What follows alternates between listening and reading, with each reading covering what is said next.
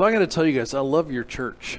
I remember seeing a sign stuck along the road, like down by 5 Points or something like that. And I thought, oh, there's a new church coming in town. So I get on the information, make sure I got all that written down, hit the website, and I'm like, oh, I love church planters. I do. I love church planters. They are insane. They're not good judges of what projects are. They have no idea what they're getting into, or they wouldn't do it. We were portable for 418 weekends. We did set up and tear down for 418 weekends. And people go, wow, 418 weekends, that's amazing. Would you do it again if you knew you were going to do it for 418 weekends? And my answer is usually, I want to tell you that I would. I don't honestly know that I would, but it's been good. Or, as Joel understands this statement, my worst day as a church planter was better than my best day in an established church. So I've enjoyed that. But I do pastor up at Adventure Church, and we've been so honored we get to come down and help tear things out down here. We're good at destroying things. I had a bunch of druggies recovering, so they're violent. So we brought them down, let them tear stuff out, and man, it was a good time. And we brought down ice cream for one of your first services in here and stuff. So we love you guys. We pray for you, and I'm always happy. And when you see, if you ever look at the analytics on your videos online and you see a random person watching at 2:30 in the morning, the high probability that's me, because you guys are kind of my church away from church. So it's really good to be here. We did I act as I am a sheriff's chaplain, and I'm a chaplain for the Iowa State Patrol. I run all the chaplains across the state of Iowa. And then I serve out of Post 12, and so I'm involved in a lot of horrible things. Some of those things I've been involved in. I'm sorry if I've ever been to your house in the middle of the night. You have my deepest apologies for that.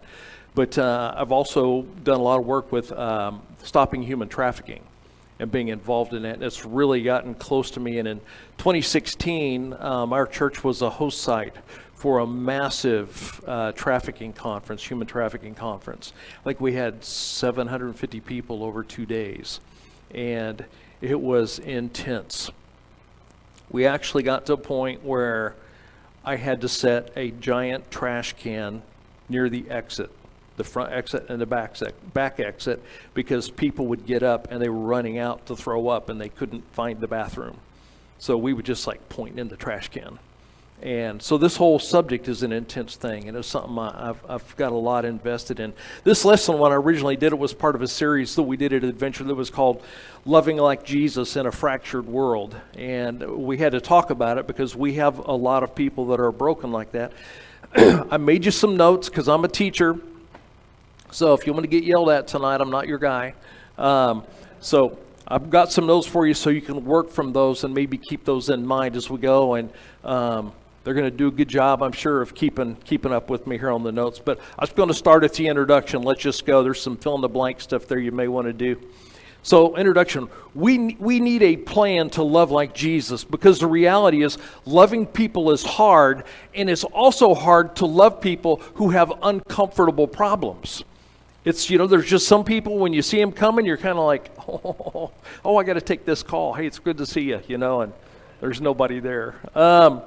But we do that sometimes, or so I've heard. But what happens with the world is, because the world doesn't love like Jesus, what the world does is it uses people and then it just dumps them cold. And we need to not do that. We need to be able to talk about this issue of sexual abuse that happens around us. So next thing, this is an incredibly complex issue. This is a multi-layered issue. Parts of it, obviously, are black and white. Parts of it are not so black and white. In fact, some of them are gray and some of them are kind of invisible. The Me Too movement, the hashtag Me Too movement, you know that one? All right. That actually began back on MySpace. Do you remember MySpace? Then you're really old, okay? Actually started on MySpace in 2006. And eventually it rocked Hollywood and a lot of other industries, we saw people we never thought. Chris Matthews, Matt Lauer, a bunch of these famous people that were like a part of how you started your day were suddenly tossed aside. I went back and I counted, and there were like 200 famous men, politicians, news people, and CEOs and stuff that lost their careers. There were like 24 women that lost them over the same thing with the Me Too movement. In the 2016 presidential election, we saw allegations of sexual misconduct against a presidential candidate at an unprecedented level.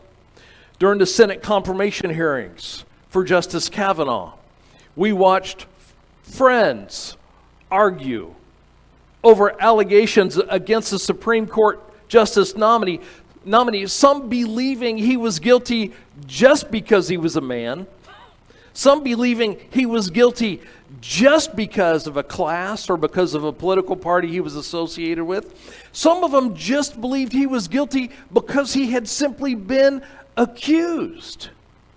And after it, there was almost nothing on the media about the fact that more than half of his accusers recanted and said, no, it didn't happen. I just needed to block that nomination. And now we have a woman hailed as a vice president-elect who just less than a year ago said she believed the sexual misconduct against her now president-elect was true. So, in the interest of honesty for a minute, let's talk about the intellectual divide on this. Nearly all the media reports, you can go back and Google this, nearly all the media reports during the Kavanaugh hearings stated that only 2% of the reported sexual assault cases filed are false. They all quoted the same study. I bought the study and read it, and nowhere does it explain the 2% number that it gives. Nowhere. No evidence, no study, nothing. It's just simply made up out of the air. Yet the Department of Justice statistical studies, their evidence says that up to 40% of sexual assault cases are false and filed for reasons having nothing to do with any sexual assault. So now there's obviously a conundrum for us because we understand sometimes they're true and sometimes they're not true. So what do we do with that? But tonight, we're not going to talk about high-profile cases in which we don't actually know the people involved, in which we don't actually know the situations. We have no personal knowledge of the actual events. So tonight, we're not talking about false accusations. Tonight, what we're going to talk about is we're going to talk about what we know to be true personally. And this brings you to the next thing in your notes there. We're going to look at practical solutions as learned by our neighbors who've experienced sexual abuse and have begun the recovery journey. So every once in a while, I get on Facebook, which, by the way, I literally loathe Facebook. But it has its uses. And so I posed the question to people. I said, hey, if you've been sexually abused, I would like to hear about your story. Are you recovered? Tell me about what has happened with you since. And I think I got like 150 replies back in private messages. And so most of those replies, which was really interesting to me, were people in Davenport. So people who live in the neighborhoods here. And it's been really interesting as some of them have talked through their healing and their recovery. And in those stories, I saw trends that are actually consistent with what God's Word has already said about this on this path to hope and healing. So let's run through some things here. Number one, here's the first thing I've got to do. I must acknowledge the prevalence of the sexual abuse problem. This thing really is a problem. It is for real. It's not all manufactured. Now, the good news is that even though the population has increased since then, sexual violence has fallen by about 63% since 1993. That's good. Here's the counterbalance to that. The bad news is they guesstimate that about 80% of all sexual assaults go unreported. Statistics tell us that every 98 seconds an American is sexually assaulted. Every 8 minutes that victim is a child. It's projected that only 6 out of every 1,000 perpetrators faces justice. 1 in 3 women, 1 in 6 men have been the object of sexual abuse at some point in their lives. Now, I want you to go with me, and I put the scripture in your notes there so you don't have to do a lot of paper flipping, but you're sure welcome to do that. Let's go to 2 Timothy chapter 3. In the original language of this verse, there are 19 sins that are listed. And I've underlined some of these. I'm going to go from the New Living Translation on this because I like how it's just, you don't have to guess what it means. It's super clear. But watch this as we go through this. These are the sins that are the characteristics that exist or pre-exist before a sexual assault. And then 4 of them are actually sexual. Watch this. 1 Timothy 3. You should know this. In the last days, perilous times are coming. People will be self-absorbed, right? Because if I'm going to molest somebody, I am self-absorbed. I don't care what happens to them. I'm all about me. And money hungry. They will be arrogant and self-promoting. Abusers are often the nicest people you have ever known in your life. They will scoff at God, reject their parents and all authority. They will be ungrateful. They will respect nothing and no one. They will be unloving and unforgiving. They will be abusive and will lie. They will lack self-control. They will be brutal and will hate anything that's good.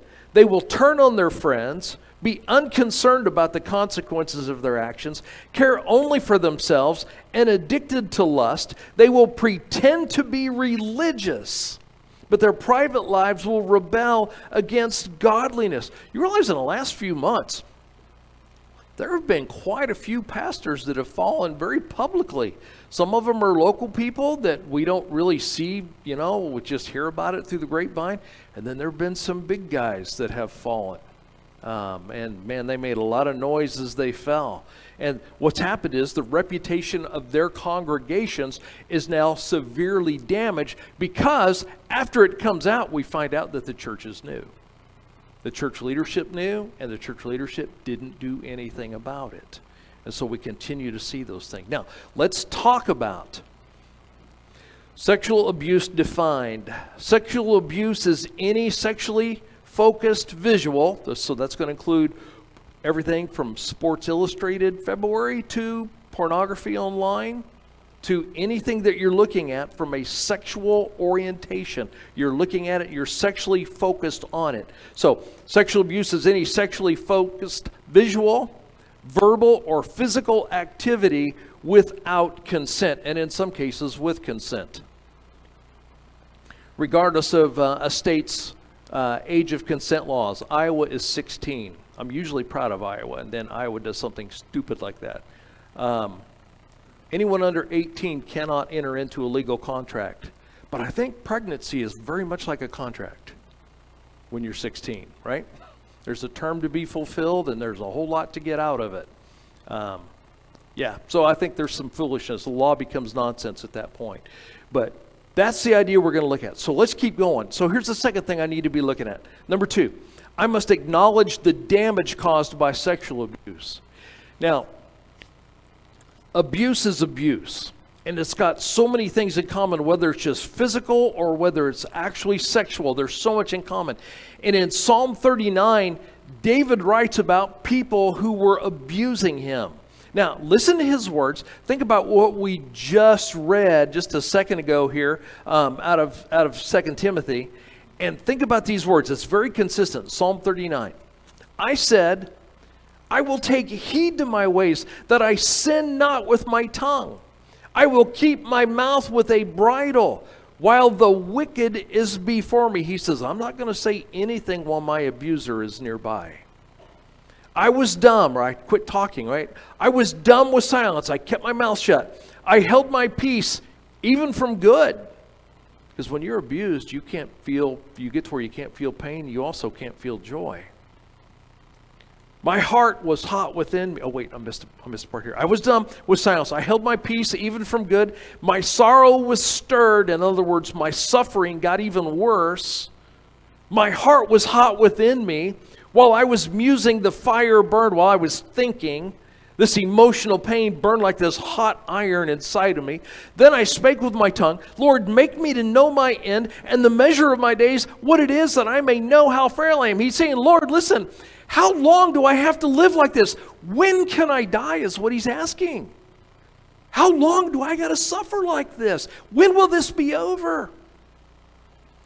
All right, so some stuff here. A, got a problem. We're afraid to talk about this openly. Most churches won't even touch this subject. It's, and the truth is, victims won't talk about this. Very seldom, especially if the offender is nearby. So one of the gals who wrote into me, and I'm going to read you several words or quite a few things from people who responded to me. One woman wrote, I told my mother, who was physically abused by my father, and she would just tell me to stop lying about it. And then she would blurt it out in front of my uncle, the abuser, who would punish me for lying.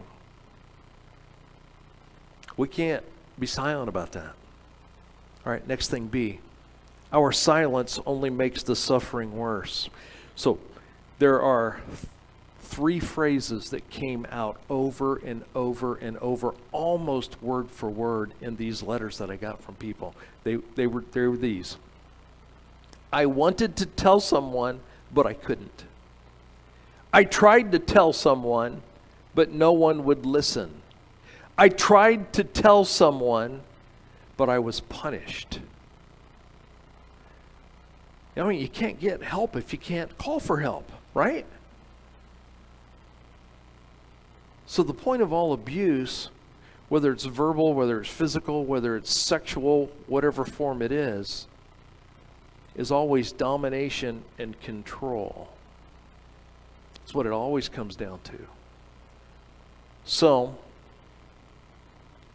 when that is asserted on us and we go quiet, what we do is, we internalize our suffering and we turn it into fear and anxiety. What happens is this kind of abuse usually ends up with a really distorted worldview. 94% of women who are raped experience symptoms of post-traumatic stress disorder during the 2 weeks following the rape.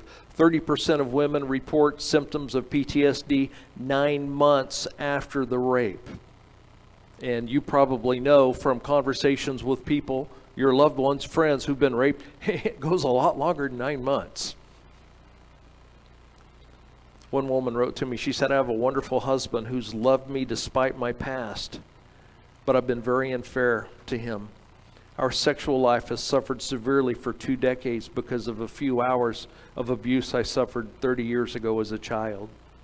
Another woman wrote to me, she said, I decided the way to avoid being sexually abused anymore was to make my body as unattractive as I could to my uncle. So I ate all the time and I put on a lot of weight, and I even quit showering and would just recycle dirty clothes so I would smell.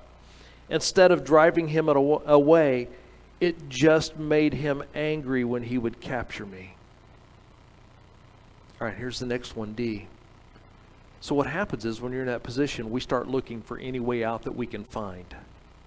Any way out. Suicidal ideation is a very constant struggle for many people who've been sexually abused. Very consistent across the board. One man wrote to me, he said, I began drinking my dad's vodka in the 5th grade after I was molested by a family friend. I wanted to tell someone to help me, but no one listened. At 11, how was I to know that I was now on the path to becoming an alcoholic, suffering 3 divorces, being estranged from my children, and having 1 failed suicide attempt? Remember King David saying, God, you got to tell me, how much longer is this going to go? How much longer I got to put up with this? Tell me when this is going to be over. People who've been sexually assaulted are more likely to use drugs and alcohol than the general public. 3.4 times more likely to use marijuana, 6 times more likely to use cocaine, 10 times more likely to use opiates or meth. 33% of women who are raped contemplate suicide. 13% of women who are raped attempt suicide. There was an Australian study that found that children who are sexually abused have a suicide rate ultimately that is 10 to 13 times the national average. 32% of the children that have been sexually abused have attempted suicide. 43% admit to thinking about it. Man, the damage is substantial, and it's got to be taken seriously. And we have to realize it is all around us. I think we're blessed in our culture. I've been in cultures where it is literally a way of life. There are certain cultures around the world. We handled a runaway one night that was actually being taken by a human trafficker. We chased him and her over toward Peoria when we finally caught up with him, and Illinois State Patrol got him, and so we got him and brought him back. And one of the problems, this girl, the culture, her family culture was this: getting raped happens to everybody. You'll be fine. It's just part of life. Get over it. But there are whole cultures that are built on that idea. We're blessed in the U.S. that we go, I don't think so. Nope, not going to put up with that. All right, number 3. I need to understand the healing process. And the thing is, it really is a process. In fact, I'll encourage you to circle that word process. It really is a process. You don't just, boom, I'm over it. Let me give you what may be the most important verse in this lesson. This is Hebrews 13:3. Remember them that are in bonds. Now, obviously, he's talking about Christians, but I love the principle. Remember them that are in bonds as bound with them, and them which suffer adversity as being yourselves also in the body. He says, in other words, listen, look on victims of abuse as if what happened to them happened to you. If you're a parent, when someone tells you they're abused, you take it as seriously as if one of your children came and said they were abused. I mean, you think about it. So, remember them that are in bonds. Look on them as if what happened to them happened to you. What does that reflect? All right, remember the greatest commandment? Shall love the Lord your God with all your heart, soul, mind, strength, or depending on if you're going on Mark or Luke. One adds one more, right? And then there's a second commandment that is equal to that first commandment, which is this. Love who? Your neighbor as yourself. Man, if somebody was abusing you, would you respond? Would you want someone to respond to that? Yeah, absolutely. You would want help. You see, it's very important for us to talk about abuse. But not just talk about it here. It's actually what's really even more important is that we listen. We listen when people come to us. God warns us about not listening when it comes. God judges the abuse severely. But understand this. If one comes to you for help and you don't help, God's going to judge the abuser. God's also going to judge you. Watch this. You know this verse, Luke 17. Then he said unto the disciples, it is impossible, but that offenses will come. In other words, it's going to happen. But woe unto him through whom they come. It were better for him that a millstone were hanged about his neck, and he cast into the sea, and that he should offend one of these little ones. He says, wait a minute. So God is going to offend anyone who abuses one of these little ones, especially, right? Beyond that, anyone who abuses them, but he's also going to judge anyone who doesn't respond for the cry for help. I think this is so fascinating because sometimes it's not the abusers that do the most damage. It's the family members that don't act.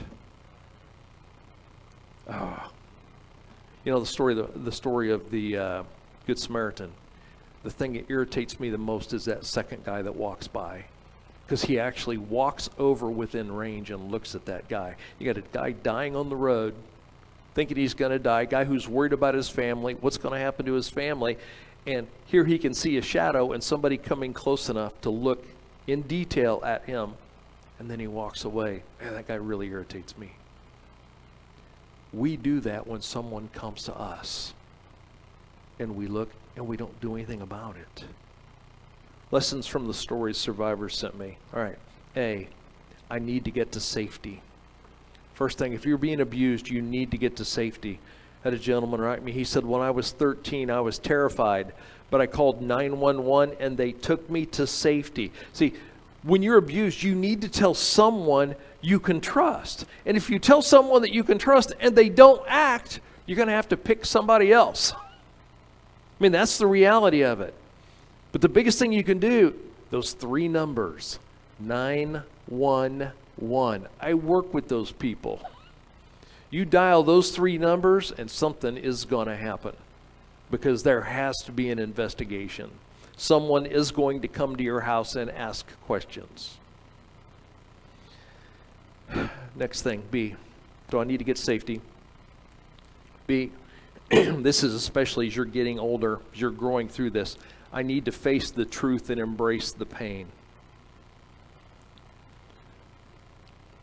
So a woman wrote to me. She said, it was an older female teacher that approached me in high school and convinced me that a sexual fling with her would be okay. At first it was fun, but then the demands came and the relationship turned violent. I graduated, left it all behind, and then came, I graduated, left it all behind, and then came the internet. I wanted intimacy with someone, but the only place I felt safe was looking at pornographic sites, and that turned me off on men too. My friends, they all tell me how happy I am. I smile on the outside, but on the inside, I am dead, and I cannot feel my smile. So sometimes we choose to stop feeling because it hurts so bad. You know, if you are on antidepressants, you will actually understand a little bit of this. I was on antidepressants for 14 months. And I'm going to tell you, it was a good thing for me. It was a great thing for me. One of the problems with being on an antidepressant is you don't feel any lows. You also don't feel any highs, because it's made to level all that out. And if you don't, in this case, embrace the pain, embrace what you've been through, you won't ever be able to have the real joy of getting past it, because you have to acknowledge what happened. You need to unchoose the deadness. So another woman wrote me this. When I saw the negative effect my past abuse was having on my husband and my kids, I went to a counselor who eventually convinced me to embrace my pain and feel it. I needed to allow myself to feel again so that I could process the pain and the emotion. It was hell. She did that in all capital letters, by the way. It was hell. But to my surprise, I also began to feel joy again, and it was worth it. All right, let's go to the next thing. C, I need to tell my story. You've got a story to tell, and people need to hear your story. One woman wrote, after I was raped, the best thing that anyone did for me was listen to me. Only then could I accept that it wasn't my fault. And it was only then that I realized I was not alone. Now, there were several stories like this next one I'm going to read to you. This one is kind of funny. She wrote, my cousin had molested me for several years because I was too small to fight him off. I felt alone and hopeless and angry, but mostly hopeless.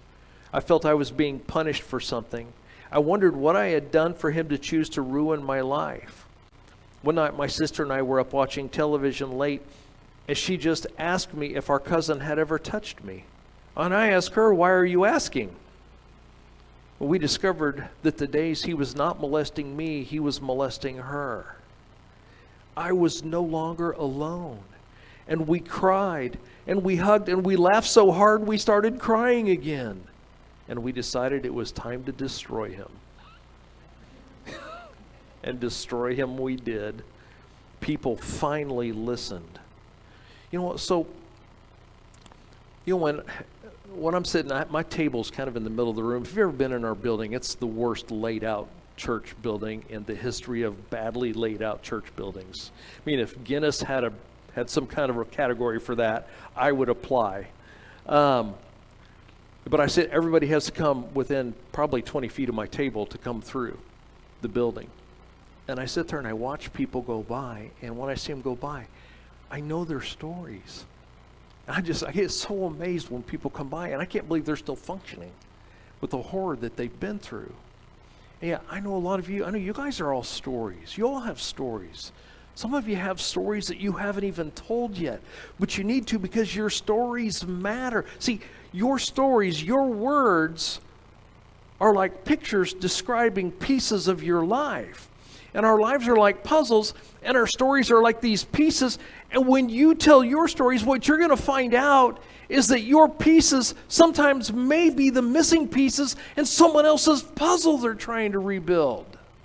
And maybe their story has pieces that will fit together with yours. And from the lives of others, you can start to complete your puzzle and get healthy again. And you realize, I'm not alone. And when you realize you're not alone, it's the light of freedom starts to shine into your life, because those are the steps toward being delivered. All right, next thing. In my recovery, D, I need to identify evil distortions of God's design. Right? Satan always takes things and distorts it, right? Started in the Garden of Eden. Did God really say to you? And it wasn't anything God had ever said to him, right? One of our men wrote me this. He said, I was molested by a man when I was 10 years old. I thought it was cool at the time, even though I knew it felt wrong. For the next 10 years, I believed I was gay, and I couldn't figure out who I was. I tried to commit suicide twice, but I could never tell anyone why. So, sex within the confines of marriage, as God intended, is a beautiful thing. Sex outside of that damages us. Damages our relationship with others. Even if the rest of the world's doing it, it still damages you. It damages your relationship with God. Even if you're a willing participant in it, it still damages you. Listen, if you were sexually abused, what was done to you is outside of God's plan for you. And the big thing I want you to understand is it was not your fault. You didn't deserve any of that. None of that should have happened to you. I guarantee you, if I'd have known about it, life in prison is not enough to scare me out of helping you. I mean, that's the reality. We need to step up. It's not your fault. But until you choose to seek God's plan for restoring you, while you can get away from the abuser physically and you can get past that specific event, you can't get past the after effects. And you're going to have a hard time knowing the hope of what God wants to do for you. All right, number 4. As a church, I must acknowledge how Jesus cares. So remember, Jesus was walking in this crowd, and there's this woman who I find it fascinating. He said she'd suffered at the hands of many doctors. Basically, they're all telling her, try this, try this, try this, try this, and they're billing her continuously. So she's bankrupt. She's homeless, she's bankrupt. And she sees Jesus. She's heard these stories. She sneaks up behind him. Remember what she does? Sneaks up behind him and just gets in there just enough. She don't want him to see her, so she's down low.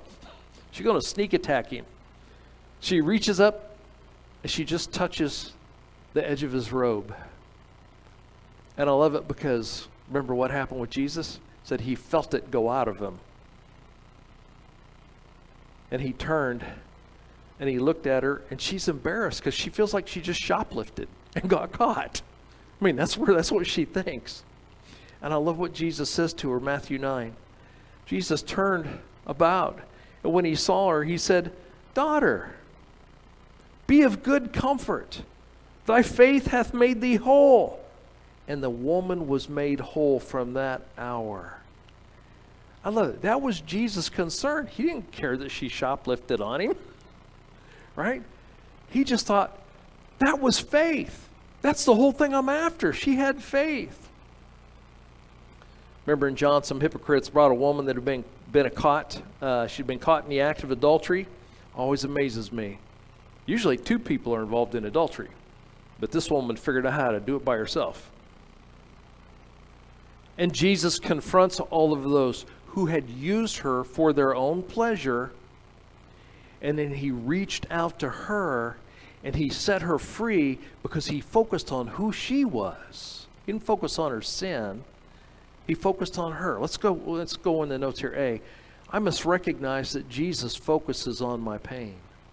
So for that woman to be prostituting herself, she's probably also a widow. One of my men wrote to me, I always asked where God was when I was being abused. And one day I found a verse that opened a new world to me.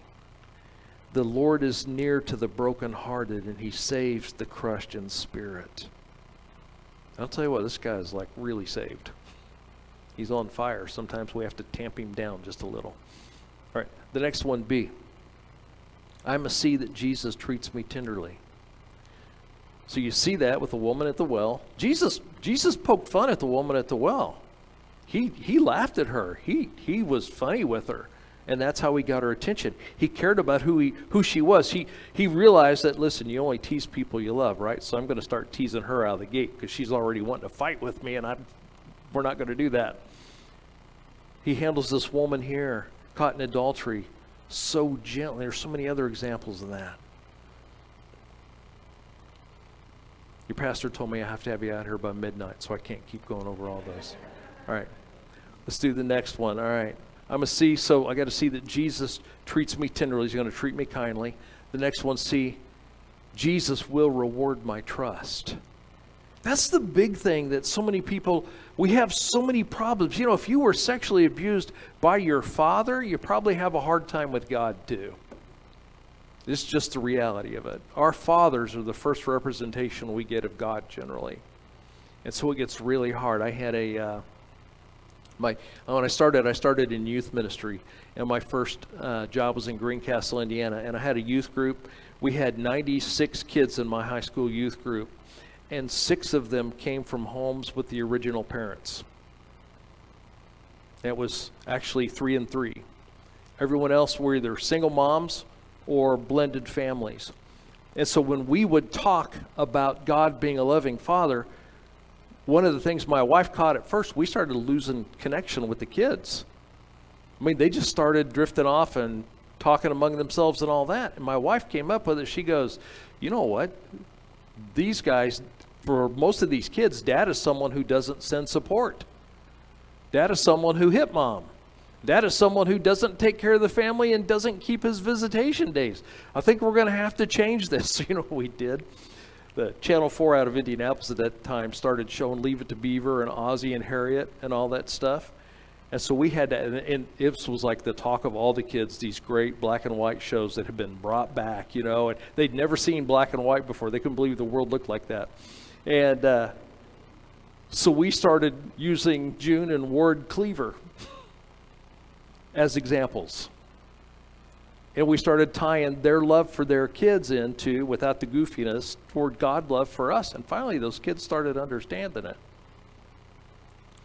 Jesus said, if you're tired from carrying heavy burdens, come to me and I'll give you rest. You got to trust him to do that. I want to go one last thing. Here's the conclusion for you guys. Crosspoint must be a place of shelter. People got to know this is a safe place.